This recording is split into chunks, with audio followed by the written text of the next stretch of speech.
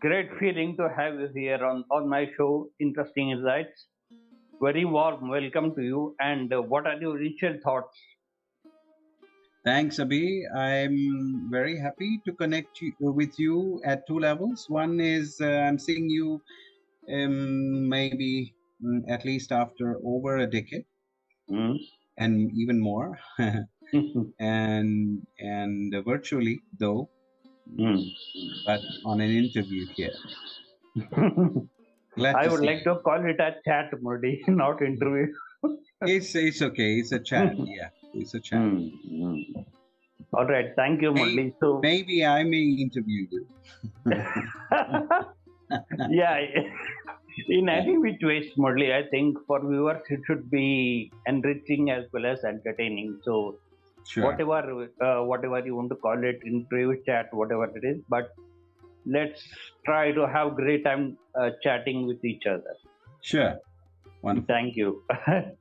Moving on to the first segment, Murali, it's called My Nostalgia. So it will be about your childhood and schooling.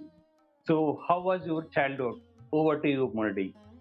I think, thank you, Abhi. I think um, it's natural for everyone to reminisce about their childhood, and I think those are some of the best Hmm. days. Though when we are children, we want to grow old. When Hmm. we are older, we want to become children. That's the paradox of life. So, yeah, absolutely. So, but Hmm.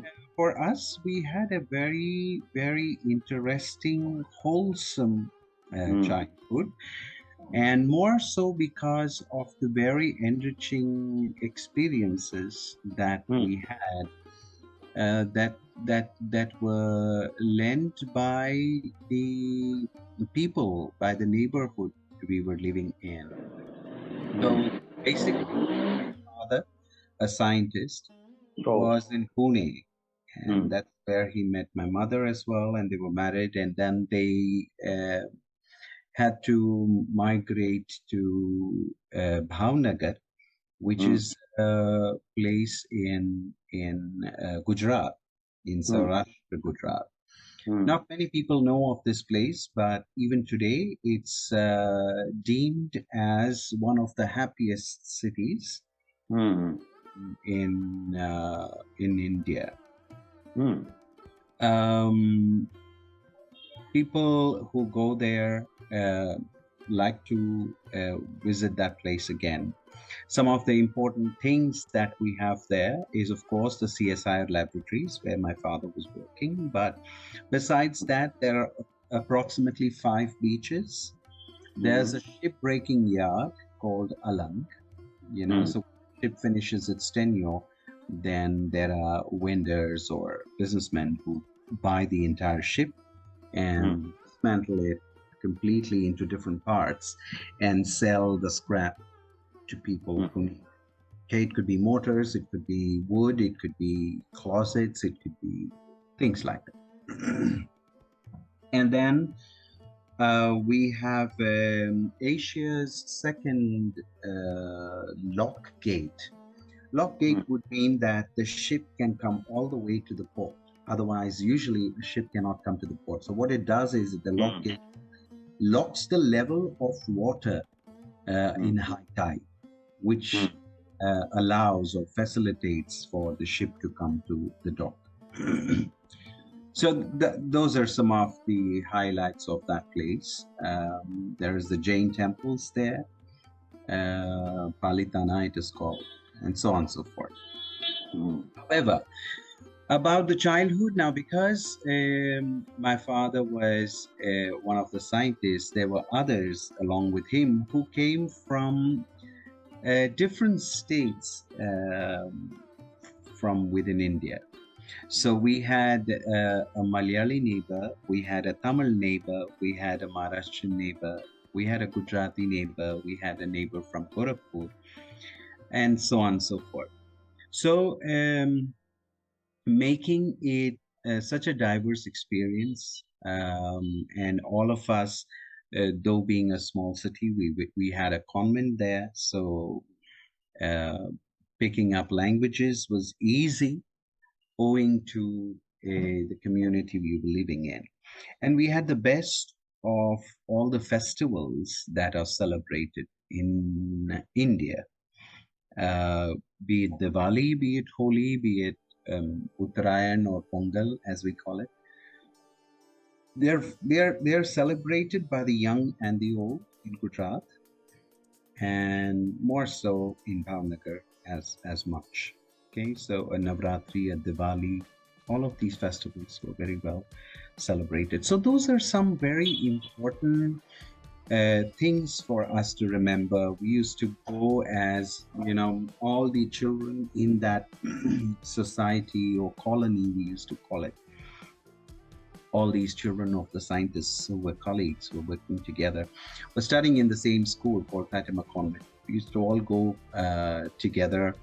Earlier on, we used to go by bus, but once you were in the sixth standard, you graduated to a cycle, going to school. And Mm. so if one person's cycle was punctured, everybody would walk along with with that individual. Mm. So Mm. it was a really fun time, wonderful support system, wonderful summer vacations we had because we used to keep going to staying in Gujarat. We had our relatives all in Hyderabad or Mumbai or Pune or even Tamil Nadu in Mm. Chennai. So we used to keep going every summer and winter Mm. for the vacations, and we had great times. So it's almost like we've been all over India. So those are some things that we have kept with us, our schooling there in the convent, and all of those friends that we gathered Mm. from that place in Bhavnagar. We have a WhatsApp group. We keep in touch. We exchange information, and usually what happens on the WhatsApp group. So that piece of our lives is very alive. Mm. Uh, we are well connected. We are also trying to see if we can meet soon, Mm. things like that. Yeah. All right. That was really interesting, Murali. Thanks for that. Now, moving on to the second segment, it's called My Jolly Days. So, how were your college days? Over to you, Murali. Um, there's a lot to say about college because I did my engineering in a polytechnic there in Bhavnagar itself, and then I moved on to do my bachelor's in hotel management in Bangalore, and Mm. then I did my MBA in Bangalore and things like that. So it went on. College for me was quite a long time because I did quite a few courses. And it's an extension of school. Mm. Uh, mm, for me, having fun was much uh, more important than studies, so to say. But I would find myself scraping by during the exams. The best way was to start to teach other people the courses or the syllabus, and that Mm. way one would get their own revision done. So that was something we were doing. So it was fun days, meeting new friends and having good times.